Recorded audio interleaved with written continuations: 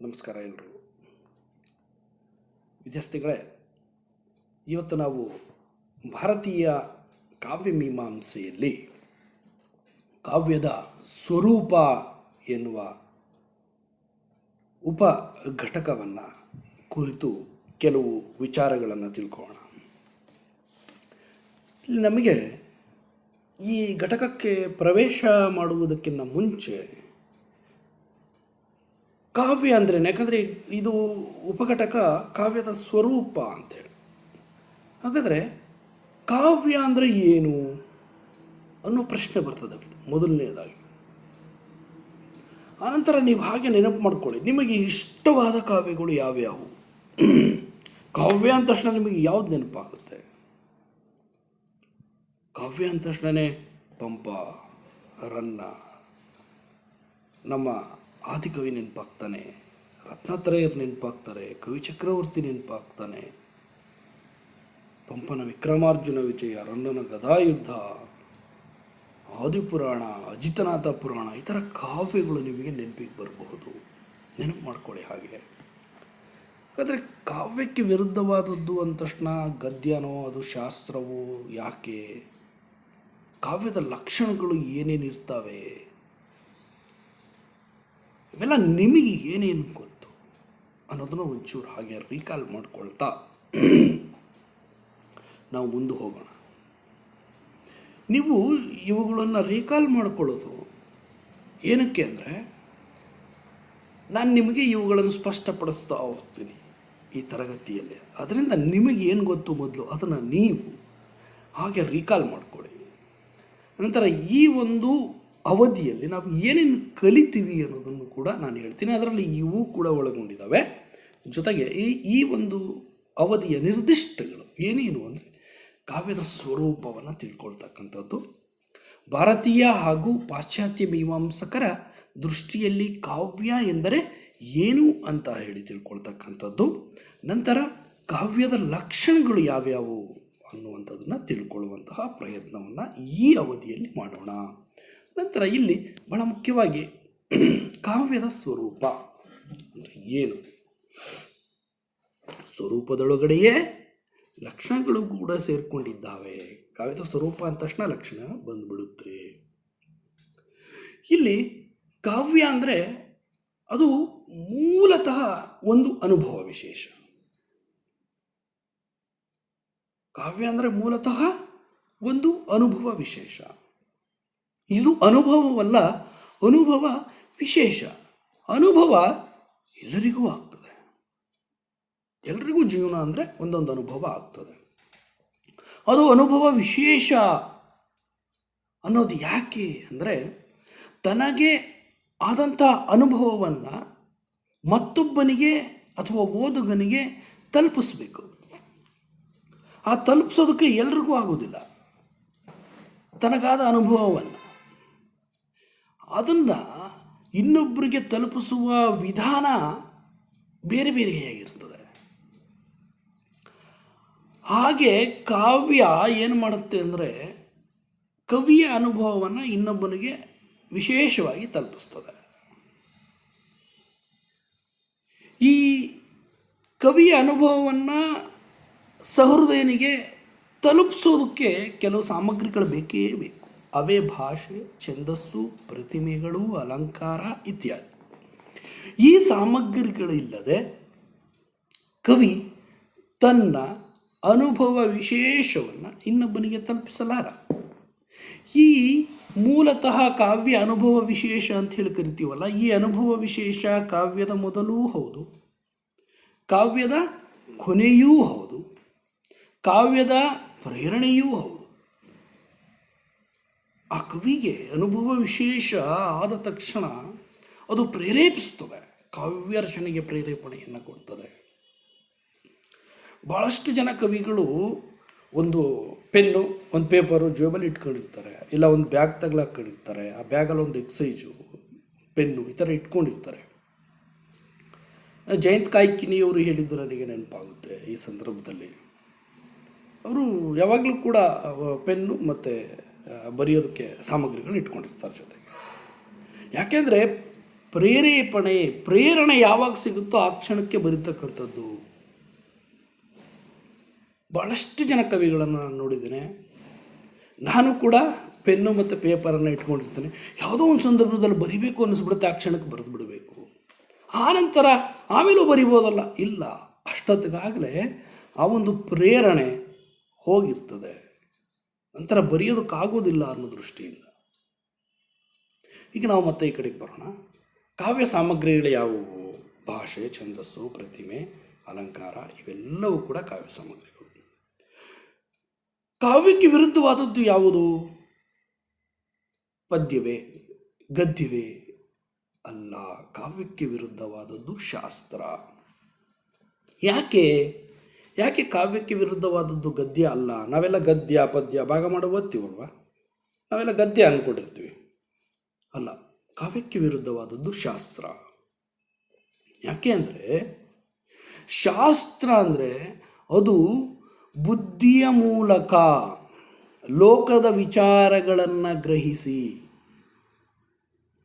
ಚಿಂತಿಸಿ, ಆಲೋಚಿಸಿ, ತರ್ಕಬದ್ಧವಾಗಿ ವಿಶ್ಲೇಷಣೆಯನ್ನು ಮಾಡತಕ್ಕಂಥದ್ದು ಶಾಸ್ತ್ರ. ಕಾವ್ಯ ಅಂದರೆ ಹಾಗಲ್ಲ. ಭಾವನೆಯ ಮೂಲಕ ಲೋಕದ ವಿಚಾರಗಳನ್ನು ಗ್ರಹಿಸಿ, ಭಾವನೆಗಳ ಮೂಲಕ ಲೋಕದ ವಿಚಾರಗಳನ್ನು ಗ್ರಹಿಸಿ ಅದನ್ನು ವ್ಯಕ್ತಪಡಿಸ್ತಕ್ಕಂಥದ್ದು, ಅಭಿವ್ಯಕ್ತಪಡಿಸ್ತಕ್ಕಂಥದ್ದು, ಅದು ಕಾವ್ಯವಾಗ್ತದೆ. ಅದು ಗದ್ಯದಲ್ಲಾದರೂ ಇರಬಹುದು, ಪದ್ಯದಲ್ಲಾದರೂ ಇರಬಹುದು. ಗದ್ಯ ಪದ್ಯ ಎರಡೂ ಕೂಡ ಕಾವ್ಯದ ಎರಡು ವಿಧಗಳು. ಹಾಗಂತೇಳಿ ನಮ್ಮ ಭಾಮಹ, ನಮ್ಮ ಪ್ರಾಚೀನ ಮೀಮಾಂಸಕ ಅಲಂಕಾರಿಕ ಭಾಮಹ ಹೇಳಿದ್ದಾನೆ. ನೋಡಿ, ಅವನದೊಂದು ವ್ಯಾಖ್ಯೆ ಇದೆ. ಶಬ್ದಾರ್ಥ ಸಹಿತವು ಕಾವ್ಯಂ ಗದ್ಯಂ ಪದ್ಯಂ ಚ ತದ್ವಿಧ. ಭಾಮಹನ ವ್ಯಾಖ್ಯೆ ಬಹಳ ಮುಖ್ಯ ವಿದ್ಯಾರ್ಥಿಗಳೇ. Net, set, assistant professor, PU lecturer, high school teacher, ಈ ಥರದ ಎಲ್ಲ ಪರೀಕ್ಷೆಗಳಿಗೂ ಈ ಒಂದು ವಾಕ್ಯವನ್ನು ಕೊಟ್ಟು ಇದು ಯಾರ ಹೇಳಿಕೆ, ಯಾರ ವ್ಯಾಖ್ಯೆ ಅಂತ ಕೇಳ್ತಾರೆ. ಭಾಳಷ್ಟು ಸರಿ ಕೇಳಿದ್ದಾರೆ. ಬಹಳ ಮುಖ್ಯವಾದ ವಿಷಯ ಇದು. ಶಬ್ದಾರ್ಥ ಸಹಿತವು ಕಾವ್ಯಂ ಗದ್ಯಂ ಪದ್ಯಂ ಚ ತದ್ವಿಧ. ಅಂದರೆ ಶಬ್ದ ಮತ್ತು ಅರ್ಥಗಳ ಸಹಿತತೆಯಿಂದ ಕೂಡಿರ್ತಕ್ಕಂಥದ್ದು ಕಾವ್ಯ. ಅದರಲ್ಲಿ ಗದ್ಯ ಮತ್ತು ಪದ್ಯ ಎನ್ನುವುದು ಎರಡು ವಿಧ. ಶಬ್ದ ಮತ್ತು ಅರ್ಥಗಳ ಸಹಿತತೆ ಅನ್ನೋದು ಬಹಳ ಮುಖ್ಯ ನೋಡ್ರಿ.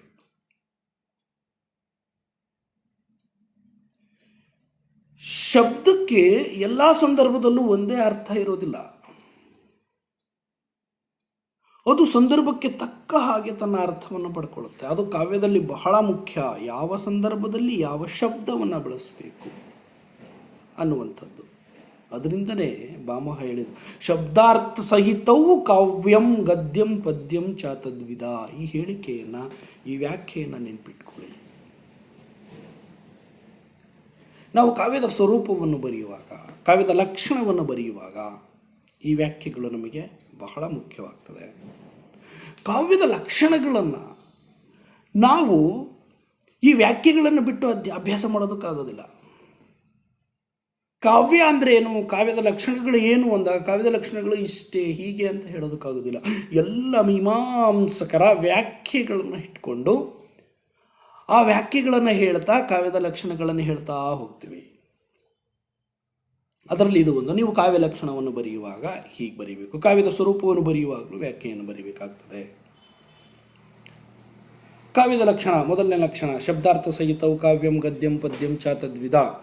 ಅಂದರೆ ಕಾವ್ಯವು ಶಬ್ದ ಮತ್ತು ಅರ್ಥಗಳ ಸಹಿತತೆಯಿಂದ ಕೂಡಿರಬೇಕು. ಅದರಲ್ಲಿ ಗದ್ಯ ಮತ್ತು ಪದ್ಯ ಎನ್ನುವಂಥವು ಎರಡು ವಿಧಗಳು ಎಂದು ಭಾಮಹನು ಹೇಳಿದ್ದಾನೆ. ಇದು ಒಂದು ಲಕ್ಷಣ, ಇದು ಕಾವ್ಯದ ಲಕ್ಷಣ. ಕಾವ್ಯ ಅಂದರೆ ಏನು ಅಂತ ಹೇಳ್ಬೋದು. ಹಾಗೆಯೇ ಮುಂದುವರೆದ ವಿದ್ಯಾರ್ಥಿಗಳೇ, ಈ ನಮ್ಮ ಮೀಮಾಂಸಕರು ಏನು ಮಾಡಿದ್ದಾರೆ, ಕಾವ್ಯ ಅಂದರೆ ಗದ್ಯವೂ ಹೌದು ಪದ್ಯವೂ ಹೌದು ಅಂತ ಹೇಳಿದ್ದಾರೆ. ನಮ್ಮ ಕನ್ನಡದ ವಿಷಯಕ್ಕೆ ಬಂದರೆ, ಕನ್ನಡದ ಮೊದಲ ಕಾವ್ಯವನ್ನು ಬರೆದವನು ಯಾರು? ಪಂಪ. ಯಾವುದು? ಆದಿಪುರಾಣ.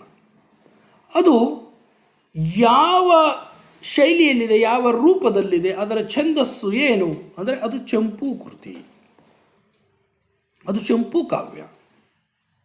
ಇದು ಪ್ರಾಚೀನ ರೂಪಗಳಲ್ಲಿ ಕೂಡ ಒಂದು, ಕನ್ನಡ ಸಾಹಿತ್ಯದ ಪ್ರಾಚೀನ ರೂಪಗಳಲ್ಲಿ ಕೂಡ ಒಂದು. ಚಂಪೂನಲ್ಲಿ ಏನಾಗಿದೆ? ಗದ್ಯ ಮತ್ತು ಪದ್ಯ ಎರಡೂ ಕೂಡ ಇದೆ. ಚಂಪು ಅಂದರೆ ಗದ್ಯ ಪದ್ಯ ಮಿಶ್ರಿತ ಕಾವ್ಯ, ಹೌದಾ? ಗದ್ಯ ಪದ್ಯ ಮಿಶ್ರಿತ ಕಾವ್ಯ, ಯೋಚನೆ ಮಾಡಿ, ಕಾವ್ಯ ಅಂತ ಕರಿತೀವಿ ನಾವು. ಅಂದರೆ ನಮ್ಮಲ್ಲಿ ಕಾವ್ಯ ಅಂದರೆ ಅದು ಗದ್ಯ ಮತ್ತು ಪದ್ಯ ಅನ್ನೋದು. ಇನ್ನು ಸಂಸ್ಕೃತದ ವಿಷಯಕ್ಕೆ ಬಂದರೆ ಅಲ್ಲಿ ಗದ್ಯದಲ್ಲಿ ಉತ್ತಮವಾದ ಕೃತಿಗಳು ರಚನೆಯಾಗಿದ್ದಾವೆ. ನಾವು ಬಾಣಭಟ್ಟನ ಕಾದಂಬರಿಯನ್ನು ಉದಾಹರಣೆಯಾಗಿ ತಗೊಳ್ಬಹುದು. ಗದ್ಯದ ರೂಪದಲ್ಲಿರ್ತಕ್ಕಂಥದ್ದು ಕಾವ್ಯ. ಹಾಗಾದರೆ ಪಾಶ್ಚಿಮಾತ್ಯರಲ್ಲಿ ಹೇಗೆ? ಇಲ್ಲ, ಪಾಶ್ಚಿಮಾತ್ಯರಲ್ಲಿ ಅಲ್ಲಿ ಗದ್ಯ ಮತ್ತು ಪದ್ಯ ಎರಡೂ ಬೇರೆ, ನಮ್ಮಲ್ಲಿ ಬೇರೆ ಅಲ್ಲ. ಅದಕ್ಕೆ ನಾವು ಅರಿಸ್ಟಾಟಲ್ ಒಂದು ಹೇಳಿಕೆಯನ್ನು ತಗೊಳ್ಬೋದು. ಕಾವ್ಯದ ಮುಖ್ಯ ಸತ್ವ ಕೆಲವು ವೇಳೆ ಗದ್ಯದಲ್ಲಿಯೂ ಕಾಣಿಸಿಕೊಳ್ಳಬಹುದು ಅಂತಾನೆ ಅರಿಸ್ಟಾಟಲ್. ಅರಿಸ್ಟಾಟಲ್ ನಿಮಗಾಗಲೇ ನೆನಪಿದ್ದಾನೆ, ಹೌದಾ? ಅರಿಸ್ಟಾಟಲ್ ನೆನಪಿದ್ದಾನೆ. ಇವನು ಪ್ಲೇಟೋನ ಶಿಷ್ಯ. ನಾವೆಲ್ಲ ಹಿಂದಿನ ತರಗತಿಯಲ್ಲಿ ಇವನು ನೋಡಿ, ಇವನ ಬಗ್ಗೆ ತಿಳ್ಕೊಂಡಿದ್ದೆ. ಇವನು ಪ್ಲೇಟೋನ ಶಿಷ್ಯ. ಪ್ಲೇಟೋ ಏನು ಹೇಳ್ತಾನೆ? ಕಾವ್ಯವನ್ನು ಅನುಕರಣೆ ಅಂತ ಹೇಳ್ತಾನೆ, ಹೌದಾ? ಕಾವ್ಯ ಅಂದರೆ ಅದು ಅನುಕರಣೆ. ನೋಡಿ, ಕಾವ್ಯದ ಲಕ್ಷಣಗಳನ್ನು ಬರೆಯುವಾಗ ಇವೆಲ್ಲ ಬರಿಬೇಕಾಗ್ತದೆ. ಕಾವ್ಯದ ಸ್ವರೂಪವನ್ನು ಬರೆಯುವಾಗಲೂ ಈ ವಿಚಾರಗಳನ್ನು ಬರಿಬೇಕು. ಪ್ಲೇಟೋ ಕಾವ್ಯವನ್ನು ಅನುಕರಣೆ ಅಂತ ಹೇಳ್ದ, ಅದನ್ನು ಮಿಮಿಕ್ರಿ ಅಂತ ಹೇಳ್ದ.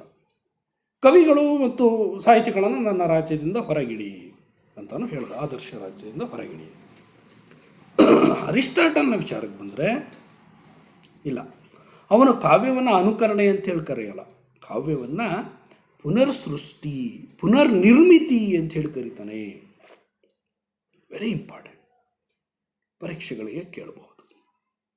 ಕಾವ್ಯವನ್ನು ಪುನರ್ಸೃಷ್ಟಿ ಅಥವಾ ಪುನರ್ನಿರ್ಮಿತಿ ಅಂತ ಹೇಳಿ ಅರಿಸ್ಟಾಟಲ್ ಕರೆದಿದ್ದಾನೆ. ವರ್ಡ್ಸ್ವರ್ತನ ವಿಚಾರಕ್ಕೆ ಬಂದಾಗ ಗದ್ಯದ ಭಾಷೆಗೂ ಪದ್ಯದ ಭಾಷೆಗೂ ಅಂತಹ ಮೂಲಭೂತವಾದ ವ್ಯತ್ಯಾಸವೇನೂ ಇಲ್ಲ ಅಂಥೇಳಿ ವರ್ಡ್ಸ್ವರ್ತ್ ಹೇಳಿದ್ದಾನೆ. ಗದ್ಯದ ಭಾಷೆಗೂ ಪದ್ಯದ ಭಾಷೆಗೂ ಅಂತಹ ಮೂಲಭೂತವಾದ ವ್ಯತ್ಯಾಸವೇನೂ ಇಲ್ಲ ಅನ್ನುವಂತಹ ಮಾತನ್ನು ವರ್ಡ್ಸ್ವರ್ತ್ ಹೇಳಿದ್ದಾನೆ.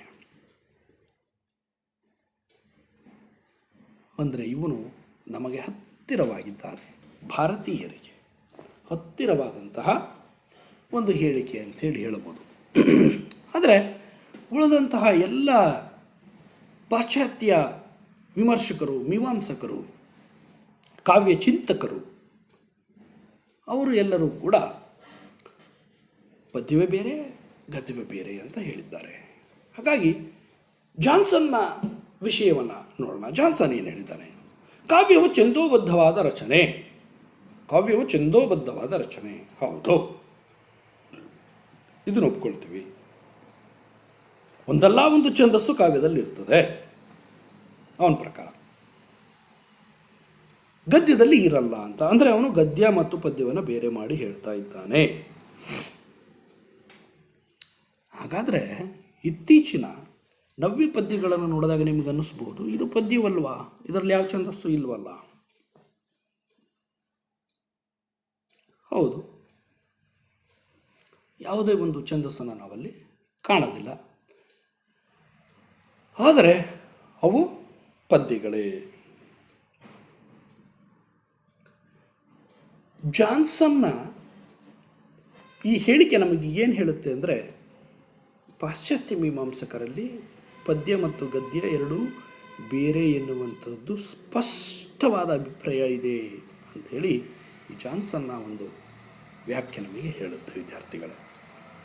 ಇನ್ನು ಮುಂದೆ ನೋಡೋದಾದರೆ ಎಡ್ಗರ್ ಅಲನ್ ಪೋ ಹೇಳ್ತಾನೆ, ಕಾವ್ಯವು ಛಂದೋಬದ್ಧವಾದ ಸೌಂದರ್ಯಾಭಿವ್ಯಕ್ತಿ. ಕಾವ್ಯವು ಛಂದೋಬದ್ಧವಾದ ಸೌಂದರ್ಯಾಭಿವ್ಯಕ್ತಿ. ಕಾವ್ಯವು ಛಂದೋಬದ್ಧವಾಗಿರುತ್ತದೆ ಮತ್ತು ಸೌಂದರ್ಯವನ್ನು ಅಭಿವ್ಯಕ್ತಿಗೊಳಿಸ್ತಕ್ಕಂಥದ್ದು ಕಾವ್ಯ. ಇದು ಎಡ್ಗರ್ ಅಲನ್ ಪೋನ ವ್ಯಾಖ್ಯೆ. ಎಡ್ಗರ್ ಅಲನ್ ಪೋ ಮತ್ತು ಜಾನ್ಸನ್ ಇಬ್ಬರು ಹೇಳ್ತಾರೆ ಕಾವ್ಯ ಛಂದಸ್ಸಿಗೆ ಬದ್ಧವಾಗಿರುತ್ತದೆ ಎನ್ನುವಂಥದ್ದು. ಮರ್ರೆ ಹೇಳ್ತಾನೆ ಕಾವ್ಯದ ಅನುಭವವು ಪ್ರಾಸ ಛಂದಸ್ಸುಗಳ ಶಿಸ್ತಿಗೆ ಒಳಪಡುವಂತಹದ್ದು. ಮರ್ರೆ ಕೂಡ ಎಡ್ಗರ್ ಅಲನ್ ಪೋ ಜಾನ್ಸನ್ ರವರ ಹೇಳಿಕೆಗೆ ಪುಷ್ಟಿ ಕೊಡುವಂತಹ ಮಾತನ್ನು ಹೇಳ್ತಾನೆ.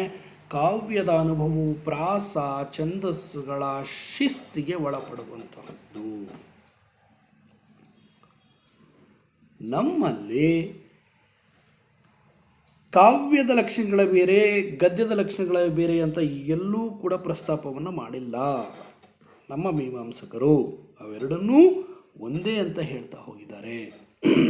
ನಿಮಗೆ ಈ ಸಂದರ್ಭದಲ್ಲಿ ಕವಿರಾಜ ಮಾರ್ಗಕಾರನ ಒಂದು ಹೇಳಿಕೆಯನ್ನು ನಾನು ನೆನಪು ಮಾಡ್ತೀನಿ ವಿದ್ಯಾರ್ಥಿಗಳೇ.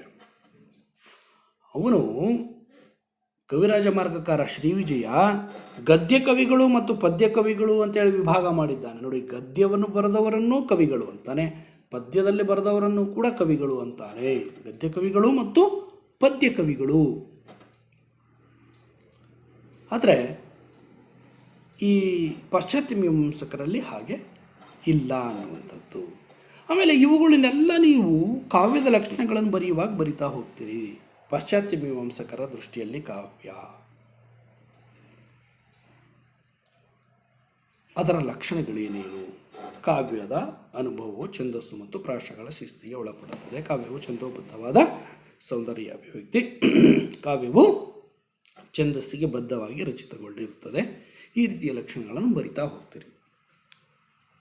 ಇನ್ನು ಭಾಮಹನ ಹೇಳಿಕೆಯನ್ನು ನಾವಾಗಲೇ ನೋಡಿದ್ವಿ. ಶಬ್ದಾರ್ಥ ಸಹಿತವು ಕಾವ್ಯಂ ಪದ್ಯಂ ಗದ್ಯಂ ಚಾತದ್ವಿಧ ಅನ್ನುವಂಥದ್ದು. ಕಾವ್ಯದ ಲಕ್ಷಣಗಳನ್ನು ಹೇಳುವಾಗ ಈ ವ್ಯಾಖ್ಯೆಯನ್ನು ನಾವು ಮೊದಲಿಗೇ ಬರೀಬಹುದು. ಇನ್ನು ದಂಡಿ ನೋಡಿದ್ರೆ ಕಾವ್ಯದ ಶರೀರ ಹೇಗಿರ್ತದೆ ಅಂದರೆ ಶರೀರಂ ತಾವದಿಷ್ಟಾರ್ಥ ವ್ಯವಾಚ್ಛಿನ್ನ ಪದಾವಲಿ. ಶರೀರಂ ತಾವದಿಷ್ಟಾರ್ಥ ವ್ಯವಾಚ್ಛಿನ್ನ ಪದಾವಲಿ. ಕಾವ್ಯದ ಶರೀರ ಹೇಗಿರುತ್ತೆ ಅಂದರೆ ಇಷ್ಟವಾಗುವಂತಹ ಪದಗಳ ಸಮೂಹದಿಂದ ಕೂಡಿರ್ತಕ್ಕಂಥದ್ದು ಕಾವ್ಯ ಅಂಥೇಳಿ ದಂಡಿ ಹೇಳಿದ್ದಾನೆ. ಇನ್ನು ಜಗನ್ನಾಥ ರಸಗಂಗಾಧರದಲ್ಲಿ ಹೇಳಿರುವಂತಹ ಮಾತು ರಮಣೀಯಾರ್ಥ ಪ್ರತಿಪಾದಕ ಕಾವ್ಯಂ. ರಮಣೀಯಾರ್ಥ ಪ್ರತಿಪಾದಕ ಶಬ್ದ ಕಾವ್ಯಂ. ಇವರು ಎಲ್ಲರೂ ಕೂಡ ನೋಡಿ ಶಬ್ದ ಅರ್ಥ ಅನ್ನೋದನ್ನು ಬಿಟ್ಟು ಹೋಗಿಲ್ಲ. ಶಬ್ದ ಮತ್ತು ಅರ್ಥ ಇವುಗಳನ್ನು ಇಟ್ಕೊಂಡೇ ಕಾವ್ಯದ ಲಕ್ಷಣಗಳು. ನೋಡಿ, ಶಬ್ದಾರ್ಥ ಸಹಿತವು ಕಾವ್ಯಂ. ಶರೀರಂ ತಾವದಿಷ್ಟಾರ್ಥ ವ್ಯವಾಚ್ಛಿನ್ನ ಪದಾವಲಿ. ಅರ್ಥ ಪದ ಅನ್ನೋದು ಇಲ್ಲಿ ಬರ್ತದೆ. ರಮಣೀ ಅರ್ಥ ಪ್ರತಿಪಾದಕ ಶಬ್ದ ಕಾವ್ಯಂ. ಜಗನ್ನಾಥ ಶಬ್ದ ಮತ್ತು ಅರ್ಥಗಳು ಬಹಳ ಮುಖ್ಯ ಕಾವ್ಯದಲ್ಲಿ ಎನ್ನುವಂಥದ್ದು ಈ ಮೀಮಾಂಸಕರ ದೃಷ್ಟಿ.